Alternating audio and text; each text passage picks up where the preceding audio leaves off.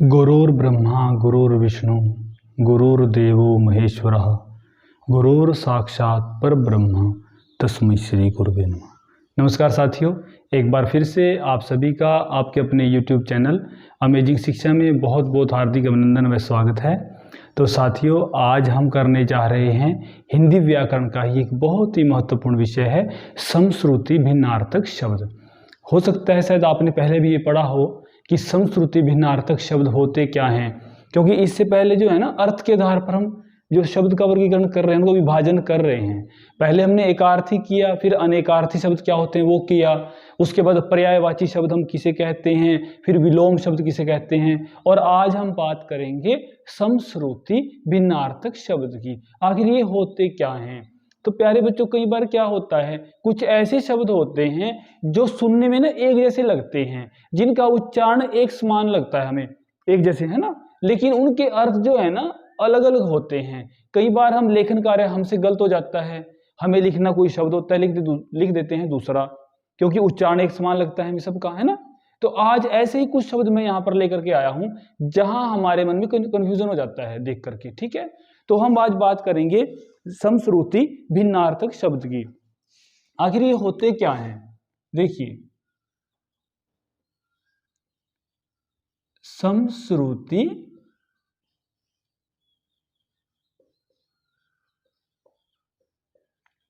भिन्नार्थक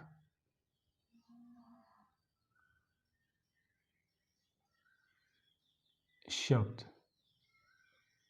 अब नाम से देखिए, आप समझिए, सम होता है समान, श्रुति होता है सुनना, यानी उच्चारण समान। जिनका जो उच्चारण होगा ना वो हमें एक समान सुनता है, लेकिन भिन्न अर्थ, और अर्थ क्या होगा? भिन्न होगा। तो लिख लेते हैं इसको, जिन शब्दों का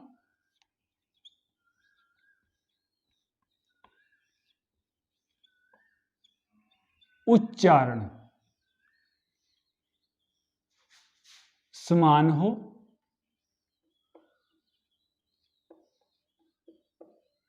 परंतु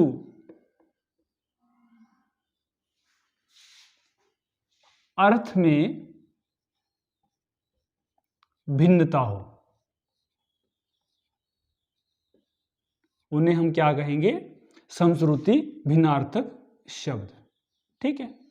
उच्चारण तो ऐसा लगेगा एक जैसे लगते हैं, हालांकि उच्चारण उतना बिल्कुल एक समान तो नहीं होता, लेकिन हल्का सा लगता है हमें कि एक जैसे बोलने में वो लग रहे हैं, परंतु उनका जो अर्थ है ना वो अलग अलग निकलता है। हम उदाहरण से समझते हैं इसको। जैसे अनु शब्द है ना, अनु होते हैं ना, अनु।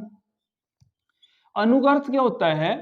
अनु का अर्थ होता है पीछे या पश्चात, ये हम करते हैं अनु का अर्थ, है ना। लेकिन कई बार हम क्या लिख देते हैं गलती से वहां पर? अणु। ये अणु भी होता है ना, और उच्चारण तो एक जैसा है, अणु अणु थोड़ा सा, लेकिन अणु का अर्थ होता है, क्या होता है अणु का अर्थ? एक कण होता है ना, यही होता है ना। ये अणु जो है ना इसका अर्थ है पीछे, और अणु का अर्थ होता है कण। इसी प्रकार से उपेक्षा है,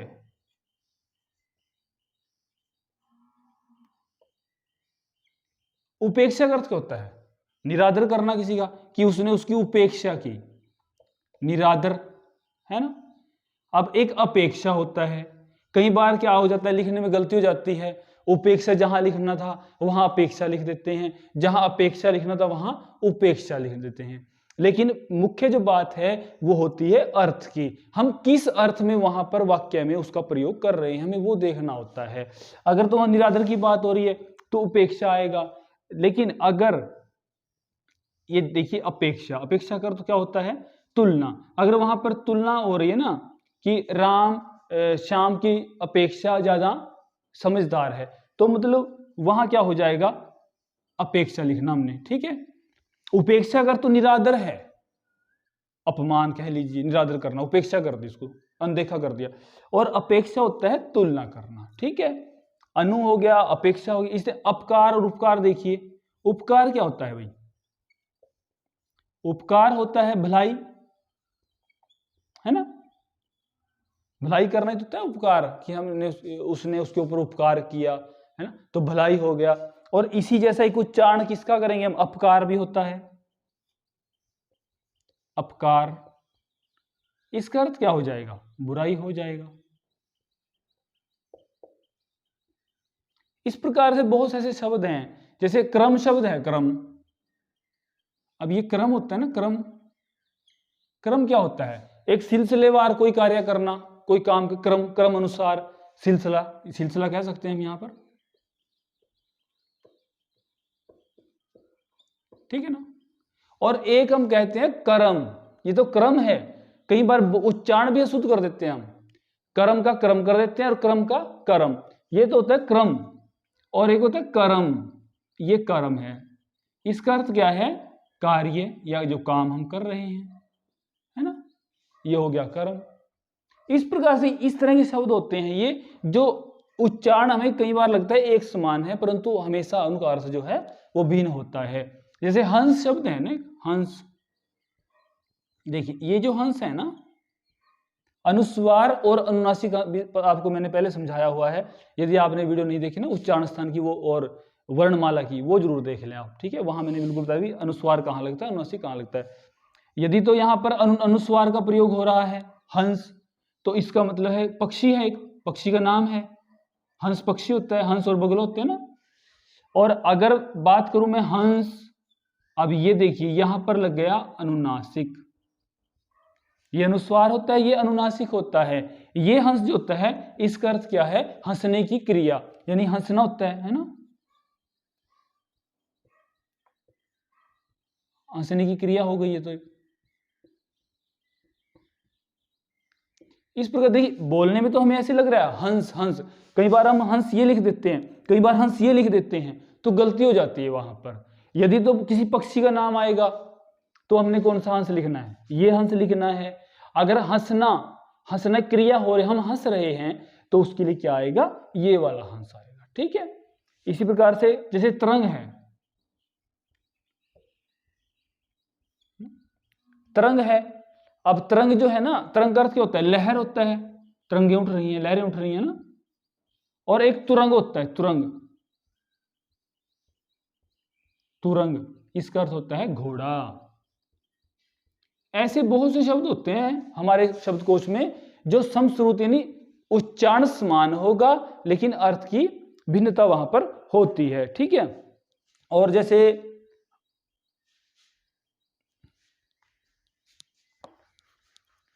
अनल शब्द है और एक अनिल शब्द है। एक तो होता है अनल और एक होता है अनिल, ये दो शब्द हैं, है ना, अनल अनिल। अब इनमें इनका क्या अर्थ है दोनों का? ये जो अनल है इसका अर्थ है आग या अग्नि, ठीक है। और जो अनिल है इसका अर्थ क्या है? वायु यानी पवन, हवा, ठीक है। इस प्रकार से अंतर है इनमें। और हम लिखते हैं ना, और ये देखिए, और दो प्रकार से हम लिखते हैं, एक और ये होता है, इसको वैसे शुद्ध जो बोले हैं और बोलते हैं हम, और, ठीक है। और एक होता है और। अब ये और क्या है? जब कोई शब्द है या कोई वाक्यांश है उसको अलग अलग करना, उसका विभाजन करना है, राम और श्याम, तो वहां पर क्या होगा? और का प्रयोग यानी तथा, है ना। और जब और की बात आए कि किस ओर गया है, वो उस ओर गया है ना, कोई दिशावाची यहां पर ये शब्द होगा, इसका प्रयोग होगा, यानी एक दिशा की ओर, ठीक है भाई। तो ये जो है ना, ये इस तरह के जो शब्द होते हैं ये बोलते हैं समश्रुति भिन्नार्थक शब्द, यानी जो है इनका जो उच्चारण होता है ना एक समान हमें प्रतीत होता है, जैसे हम उच्चारण करेंगे बोलेंगे इनको तो एक जैसे लगते हैं, लेकिन इनका अर्थ अलग अलग होता है। वो आपने अपने विवेक से काम लेना है कि किस अर्थ में हम वहां पर प्रयोग कर रहे हैं, ठीक है। जिस भी अर्थ की वहां आवश्यकता होगी आपने वहां वो शब्द लिखना है, ठीक।